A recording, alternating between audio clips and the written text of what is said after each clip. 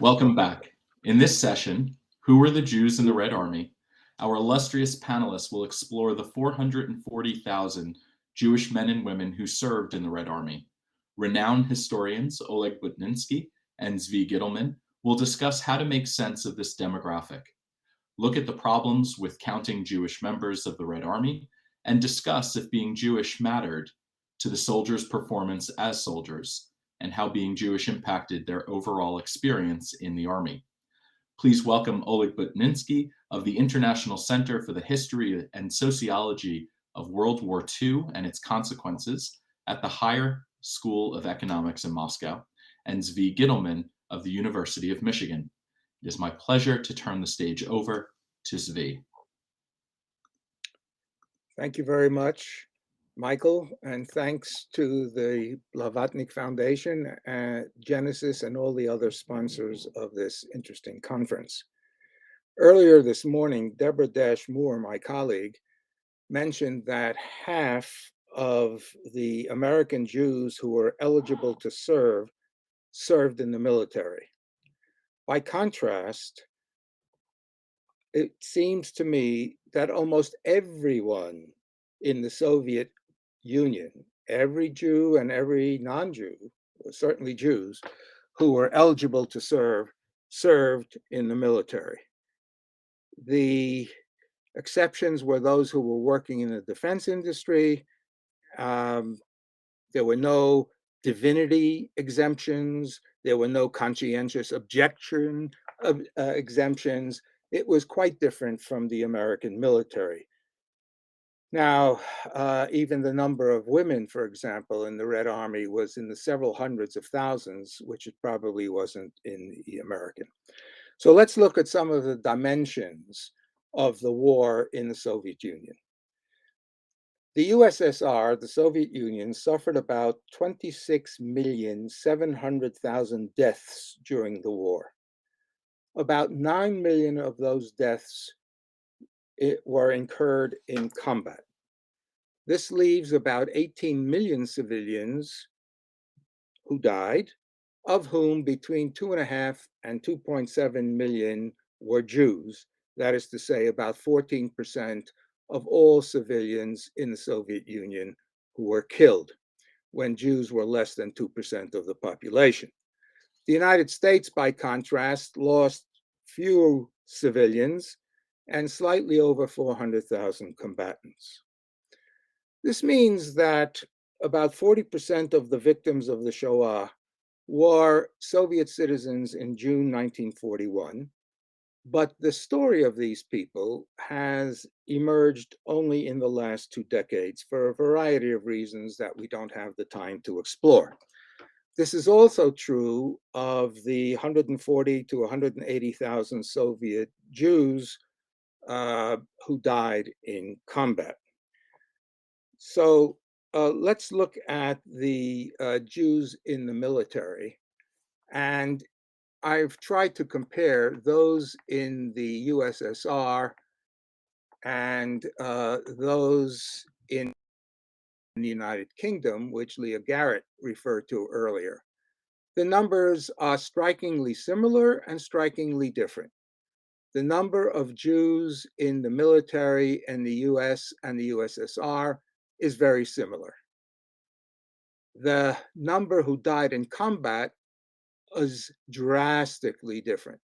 About 8,000 American Jews died in combat. Between 120,000 and 180,000 Jews died in the Soviet military. And if you look at the calculated casualty rate, you'll see the dramatic difference between a quarter and a third of the Jews who served in the Soviet military were killed, and 1.5% in the United States. So that's a very big and dramatic difference, reflecting the difference between a country which was not occupied during the war, the United States, and a country where the Germans and their Romanian, Hungarian, and other allies occupied the territory, and in which one of their 2 war aims was the annihilation of the Jews. So who were these Soviet Jewish fighters? In a word, I would say that they were the only truly Soviet generation. These were people who had benefited from the Soviet Revolution, who had good reason to be grateful to the Soviet regime. And if we look at their birth dates, which we can do now, we'll see that they were socialized. I'm taking only the heroes of the Soviet Union, which was the highest decoration awarded to Soviet combatants. We see that the great majority, 125 or so out of 133, were born in years that imply that they grew up in the first 2 decades of Soviet rule, when many young people enthusiastically embraced the ideals of socialism, and they thought that they were building a new world. Where did they come from? Well, if we see the next slide, we'll see that they came from both the old Pale of Settlement, that is from Ukraine and from Belarusia, as well as from the relatively new territories, new to Jews because they had been barred from living there, of the Russian Republic itself. So these were people whose parents had largely grown up in the Pale of Settlement, where 97% of the Jews lived before the revolution, and their life experience was very different. Unlike their parents and their grandparents, they did not experience anti-Semitic policies from the government. They had complete access to education, to vocation, so that by 1927, 13% of students in higher education were Jews. And that is why Jews became prominent in military specialties which demanded education, such as engineering, artillery, medicine, and the Air Force. All of these required some knowledge of mathematics, of geometry, of trigonometry, and so forth. And considering the very low level of education of the general Soviet population, Jews who had gone to school for 7 years were already educationally more advanced than the rest of the population. Now, why did they fight? Like all other soldiers everywhere, they fought, first of all, to save themselves, to save their buddies, and because they had to. They had been drafted. And as I mentioned, in contrast to the United States, where there were various kinds of exemptions, there were none in the Soviet Union. They were motivated also, beyond these basic motivations, by Soviet patriotism, not necessarily by communist ideology, but by gratitude for a state which had given them what their predecessors, their parents and grandparents, did not have. Yes, the Soviets forced them to give up Judaism, Hebrew, Zionism, non-communist secular Jewish culture, but for most of these young people, these were matters of little concern, or they were a small price to pay for the geographical, educational, vocational, social, and political mobility that they were the first generation in hundreds of years to enjoy. If we could see slide 7, you'll see how patriotic some of the veterans who testified to the Blavatnik Foundation were.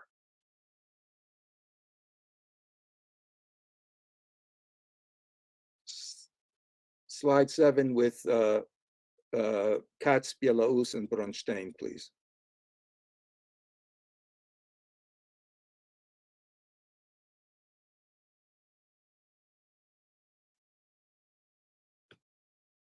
Could we see the last slide, please, Julie?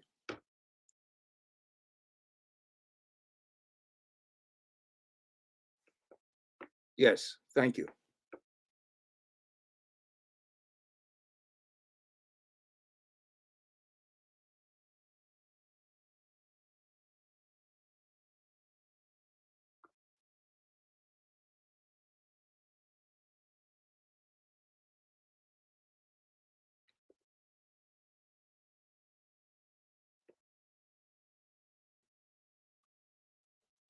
We don't have the sound.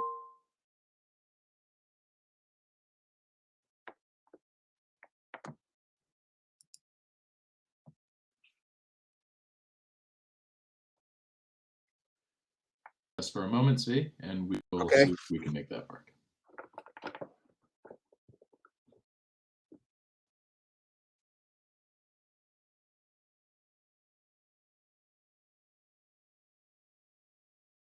Usually, since there are captions, why don't you just play the video once more, and folks can read the captions, and we will circulate the video. There we go.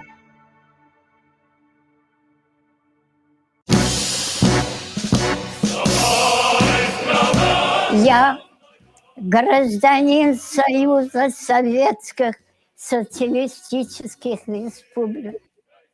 Вступаю в ряды рабочей крестьянской Красной Армии. Обязуюсь быть честным, добросовестным, выполнять все задания начальства. В случае я нарушу присягу, пусть меня карает по закону.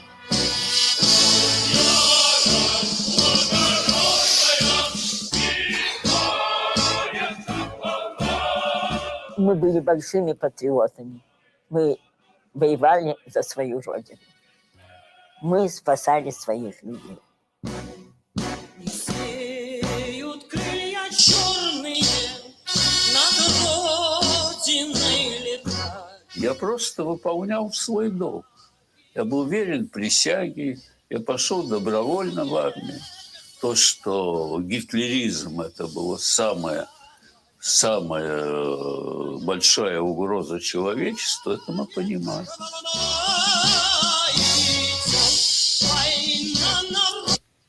Thank you. There is one group that had somewhat different motivations and priorities, and that was the Zapatniki, the 1.5 to 2 million Jews who had been absorbed into the Soviet Union from September 17th, 1939, when the Soviets took Eastern Poland, through 1940, when they took parts of Romania and the 3 Baltic states. Those people had grown up in dictatorial, largely anti-Semitic regimes, but they had led intensive Jewish life, whether secular or religious. They had not assimilated into the general population, and they had seen the killings by the Germans of their fellow Jews, and therefore the motivations of the Zapatniki, of the so-called Westerners, were more Jewish and to take revenge for the killings of their families, their friends, and other Jews. There's one other motivation that should be mentioned, and that is similar to some American Jews who fought, and British Jews for sure, we have testimonies from them, to demonstrate that Jews were not shirkers, that they were not cowards. Anatoly Vodopianov, for example, says, the mindset that was that you're a Jew and you have to be there where it is hardest in order to prove that you are no worse than anyone else and in order to give all that you could to your country. The next question I want to raise is how the war affected their sense of Jewishness. The one-word answer to that is differently. There is a group that we know almost nothing about. Those who concluded, as there must have been many, that being Jewish was nothing but a burden and a danger. They changed their names, they changed their official nationality, their friends, their habits, their attitudes, and their behaviors. This is a group that has not been interviewed, has not left memoirs, and so we know little about them. The second group, about whom we know much more, are those who learned about the Shoah in the USSR itself. How did they learn about it? From articles by Ilya Ehrenburg in the press, from fighting or passing through towns in which they knew there had been many Jews and suddenly there were none, from returning home and finding out from neighbors what had happened to their families and their friends, from encountering themselves sites of murder, including Auschwitz and Treblinka, and even occasionally from political briefings in the military. These encounters, of course, raised their Jewish consciousness, not necessarily a positive one, and in some cases even created a sense of being Jewish. And then those who fought to liberate Poland, Romania, Hungary, Czechoslovakia, and Germany, and the camps contained therein, saw the scope of the Shoah with their own eyes. Now, as Yevgeny Finkel pointed out in the just previous session, many of the Zapatniki, many of the people who had grown up in a very Jewish environment outside the USSR until 39-40, concluded that there was no place for Jews in Europe after the war, used Poland as a revolving door to leave the Soviet Union, reclaim Polish citizenship, and go to Israel. Those who lived within the pre-1939 Soviet borders did not return to their Städtlach, but like surviving Polish Jews, emigrated to the larger cities. Within 3 years after the war, they were stung by two forms of anti-Semitism which complemented and indeed reinforced each other. The anti-Semitism of the regime, which closed all Yiddish institutions, which concocted the doctor's plot, which purged Jews from positions of responsibility, and the anti-Semitism of their own schoolmates, neighbors, and fellow residents. A former officer whom we interviewed said, "When I returned, we quickly organized a circle of friends, 15 people, not one non-Jew among them. There were wonderful meetings and we celebrated holidays together. I would call it defensive nationalism. We became interested in questions of Jewishness because of militant anti-Semitism. Even something as trifling as a lunch break in the factory where I worked, a table for four Jews sat there. They didn't spread out. And if one Jew was sitting, a second would definitely come up to him, and then there would eventually be four at the table.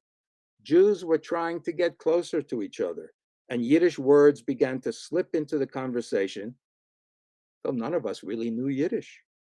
An interest and an understanding that you were Jewish began to develop.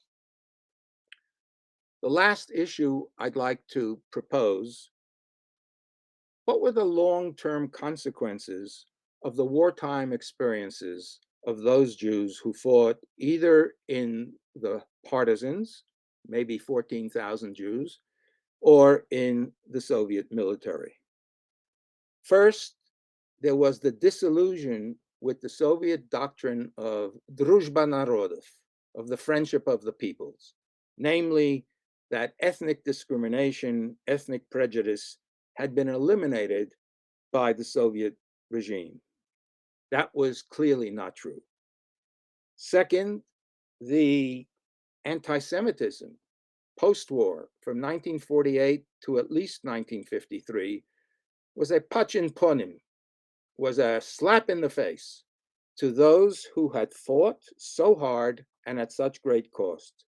Imagine a legless veteran, a Jew, who returned from the front, wore his medals, and was accosted by someone in the street, and he said, "Huh, where did you get those medals? Did you buy them in the bazaar in Tashkent?"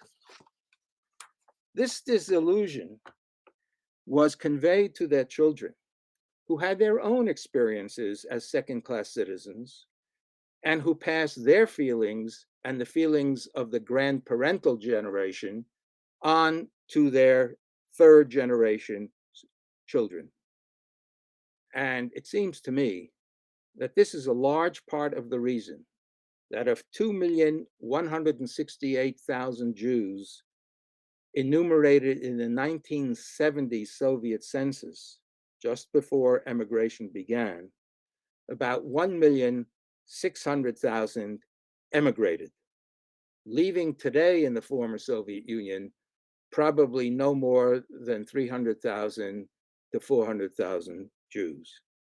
So this truly Soviet believing, idealistic, self-sacrificing generation had been betrayed by the system and by the people for whom it had fought at such great cost. Oleg, your turn.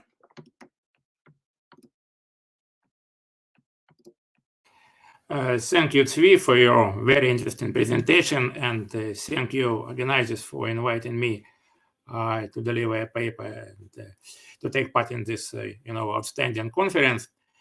Now, about the Jews during the war. The history of Jews in the Red Army is an inseparable part of the history of Soviet Jewry.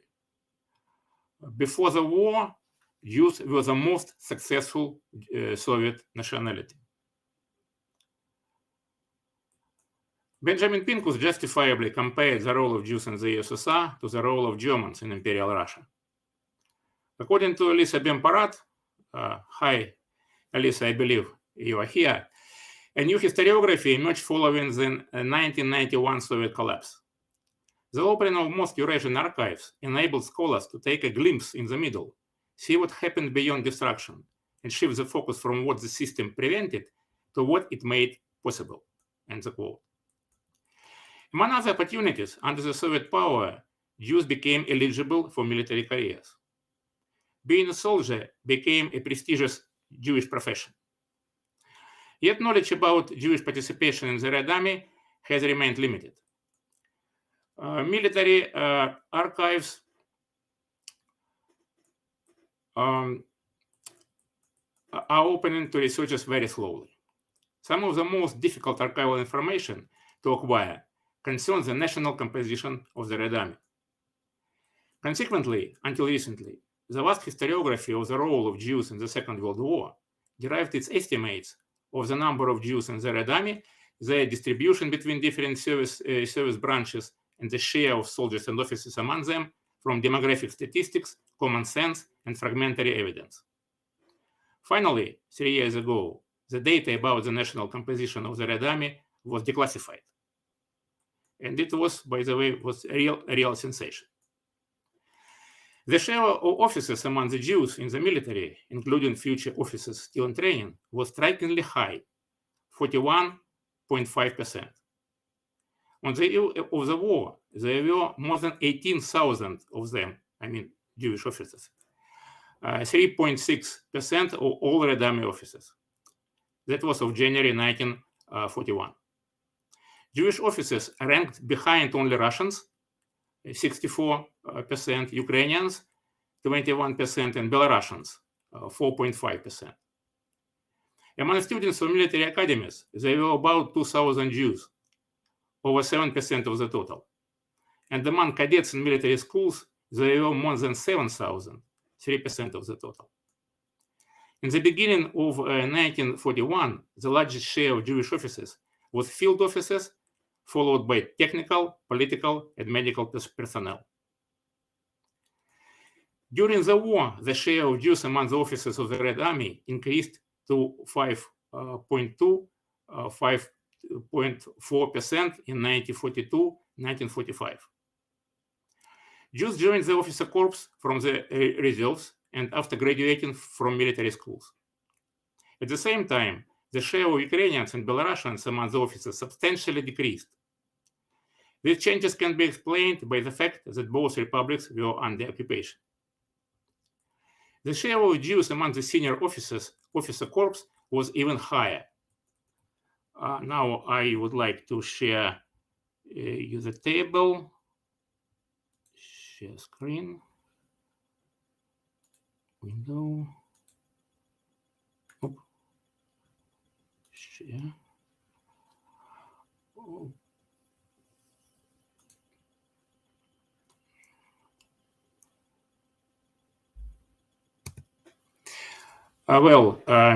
Now you can see the table. This is on May 1944. This is the national composition of senior officers without the staff of the People's Commissariat of Defense. As you see, the share of Jews among senior officers was about 8%, 2 times more than Belarusians and only 2 times less than Ukrainians. On the same May 1944, there were nearly 3,000 generals in the Red Army, excluding the Navy, political police, and people's commissariats. 102 of them, 3.5%, were Jews. To the end of the war, there were more than 200 Jewish generals.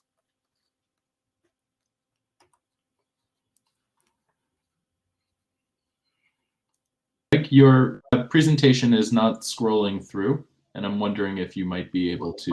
What do you see now? We're only seeing the main, the front slide, Jews in the Red Army. Wow. Could you show it?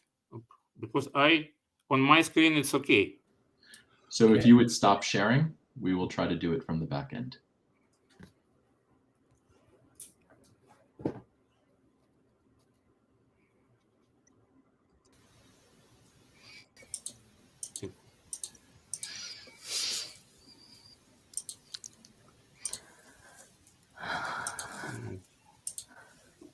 Technology. Well, I stop sharing. Could you show the slide with the second slide? Yeah, with the table. Yeah. As you see, I repeat it again, that the share of senior or Jews among senior officers is about 8%, 2 times more than Belarusians and only 2 times less than Ukrainians. And there were more than 100 Jewish generals in the Red Army. The phenomenally high share of Jews in the officer corps of the Red Army can be explained by 3 factors. First, there were approximately 27,500 professional servicemen and cadets before the war who constituted a foundation of the expansion of the Jewish role in the military. Second, tens of thousands of specialists were mobilized during the war: doctors, technicians, political instructors, interpreters, etc. Jews comprised high percentage of these professions. Compared to other nations of the USSR, Jews had the most impressive strata of people with secondary and higher education, who were more likely to be sent to military schools. Who were these officers? I would like to speak a bit about several of them. Please, next slide. At this photo, you see Yiddish poet Emanuel Kazakevich. Though near sighted to the point of disqualification for military service, when war broke out in 1941, he volunteered for the Moscow People's Militia, Народное ополчение, units created urgently in the wake of the German invasion to mobilize the initial defenses of major cities. After 3 months, he was transferred to the regular army. Eventually, he became chief of intelligence of the division and ended the war as assistant of the head of the intelligence of the entire army in the rank of major. He was wounded 2 times and awarded with 4 orders. After the war, he switched from Yiddish poetry to Russian prose. The war was a central theme in his early post-war writings. His first piece in Russian, the long short story, or a short novel, Zvezda, the Star, about a military intelligence unit like his own, became perhaps the most popular work of Soviet war literature. Between 1947 and 1951, it was published in 20 editions with a circulation of several million copies, and got Stalin's Prize of the Second Degree in 1948. Next slide, please. At this photo, General Yakov Kreiser, the highest-ranking Jewish Soviet military leader during the Second World War.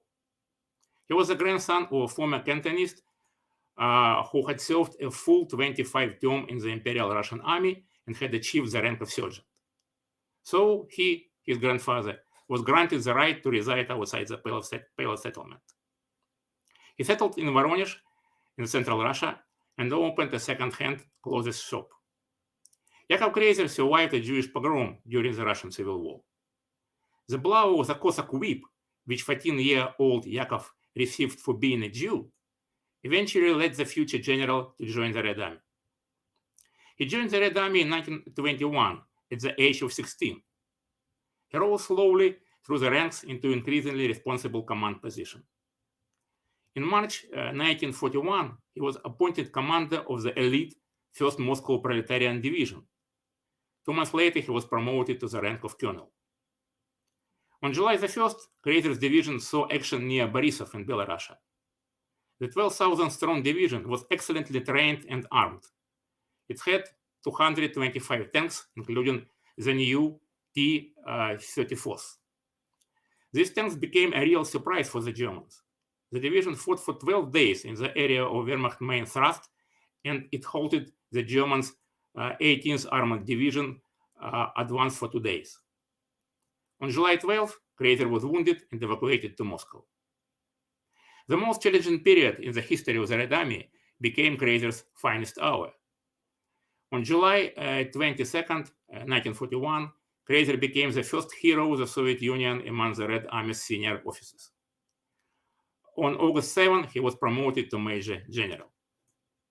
Kreiser then served as the commander of various armies. In May 1944, the army under Kreiser's command played a crucial role in the liberation of Sevastopol, the city of Russian glory.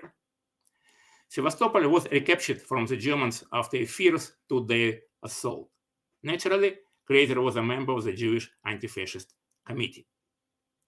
And this photograph is taken, after the liberation of Sevastopol and Crimea. Next slide, please. In this photo, you see Soviet medical experts at the corpse of Joseph Goebbels. Second from the left is Major Anna Marantz. Anna Marantz, anatomic pathologist from Kiev, volunteered to the Red Army on the 2nd day of the war. She made an outstanding career. At the end of the war, she was the chief anatomic pathologist of the 1st Belarusian Front, the largest Soviet front of the World War II.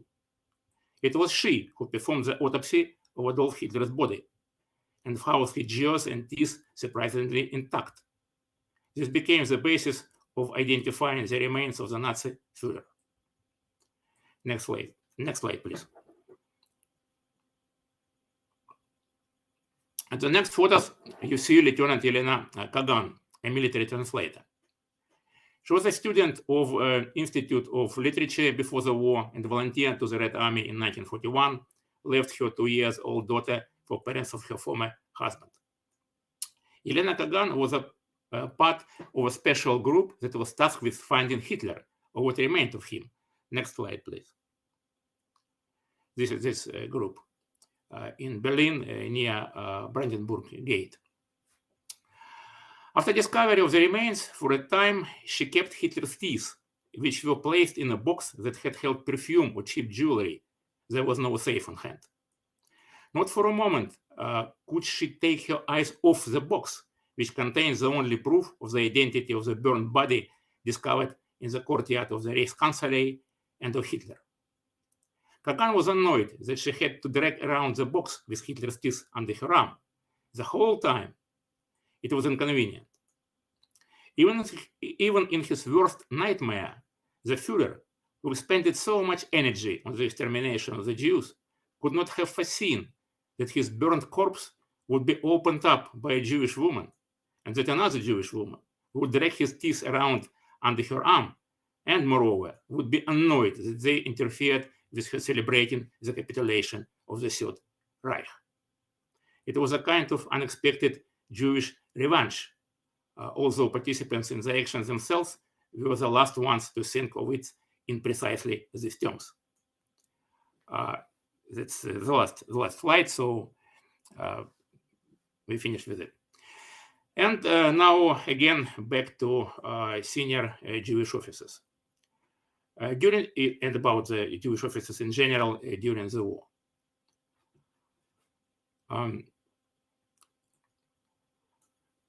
During the war, Jews remained an important part of the Soviet system, and their role in the army increased significantly. The share of officers among Jewish servicemen was between 40 and 50%, and the number of mid-rank and senior officers was constantly growing. This casts doubt on the widespread notion in historiography that suggests that the Soviet rulers discriminated against Jews in the military.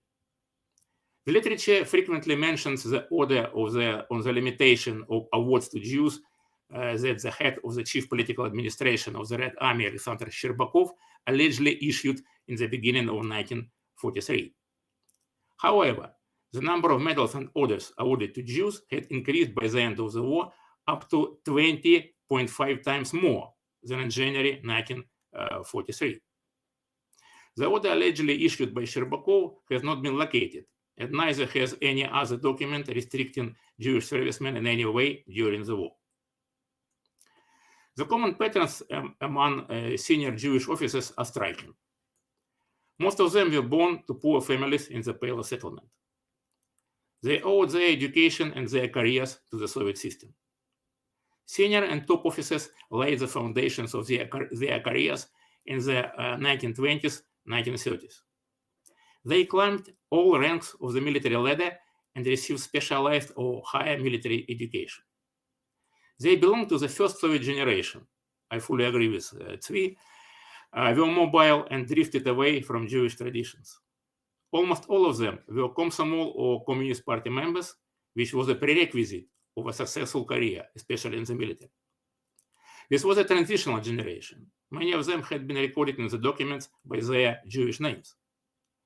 Hardly anyone from Jewish families from the former Pale settlement did not know Yiddish, or was not familiar with Jewish traditions. However, with rare exceptions, few discussed Jewish themes in their interviews, which were recorded during the war. I'm speaking about dozens interviews with senior Jewish officers. Kirill Lutov, the protagonist of Isaac Babel's Red Cavalry and its author's alter ego, implored fate to grant him, I quote, the simplest of proficiencies, the ability to kill my fellow man. The skill of killing Nazis was hardly simple. The Red Army faced the best army in the world. The Soviet new Jews mastered this skill professionally. This was crucial. The survival of all Jews, new, old, Shabbat observant or not, attending synagogues or Communist Party meetings, dependent on this. And as for the history of the Jews in the Red Army and Soviet Jews in general, I think it still remains to be written. Thank you. Again, thank you, Zvi. We have a few minutes for some questions, and there are a good number of them. So to our attendees, we are certainly not going to be able to get to all of them, all of your questions, but we will do our best.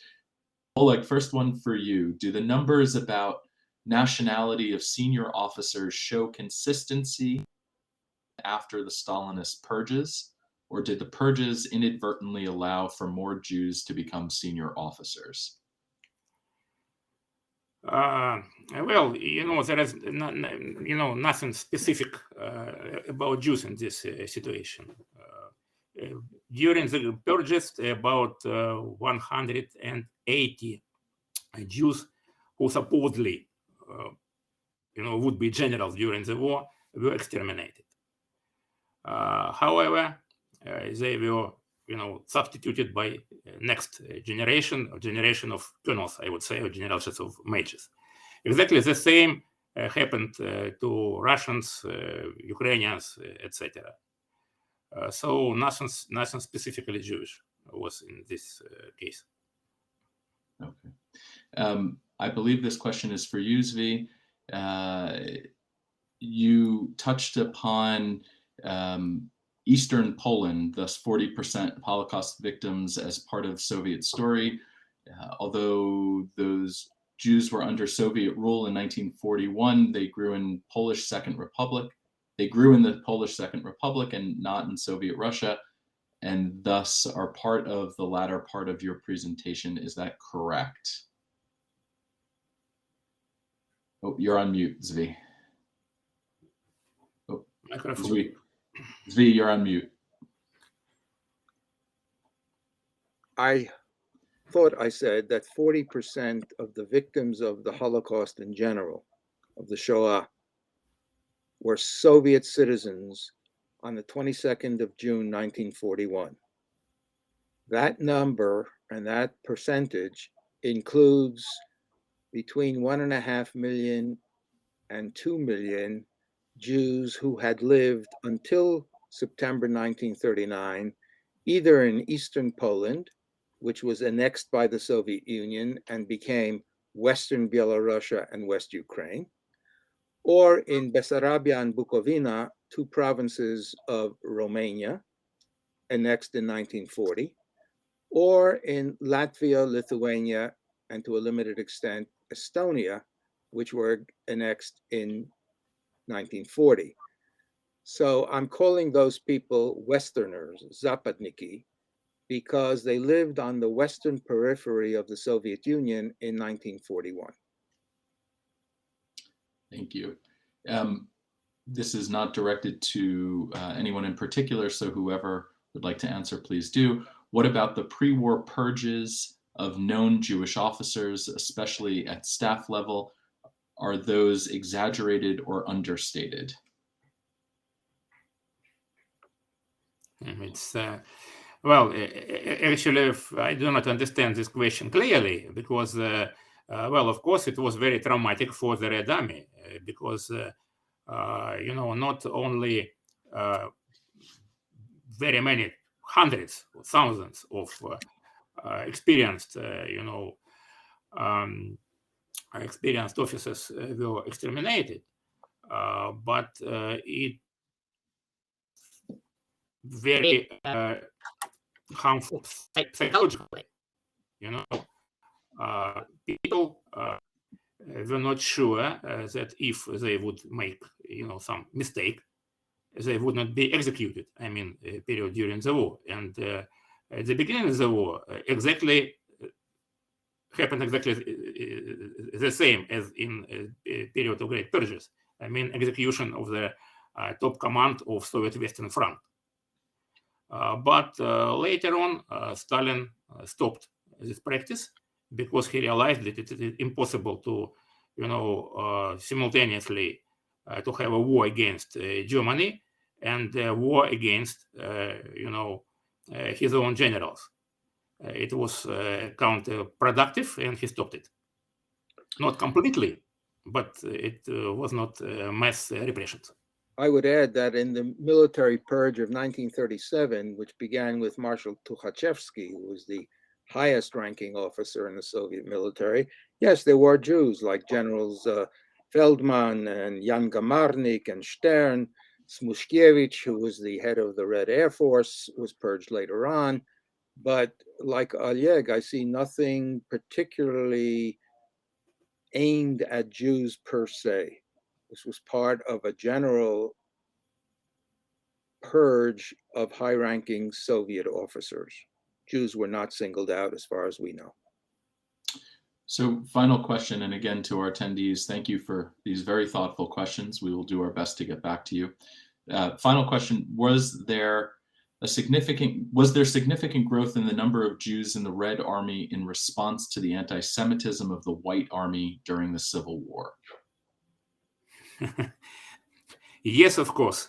Please read my book. It is translated in English, Russian Jews Between the Reds and the Whites, University of Pennsylvania Press.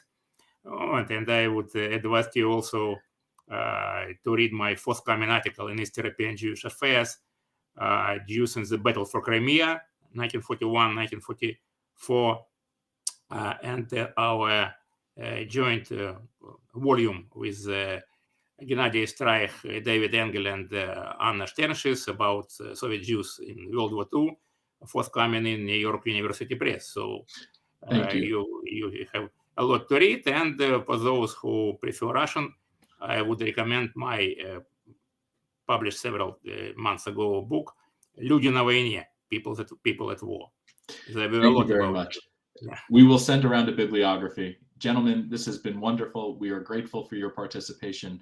We thank you for your expertise, and we look forward to having you join us for future sessions. Ladies and gentlemen, we are going to move on to the next session. Thank you. Thank you. Thank you.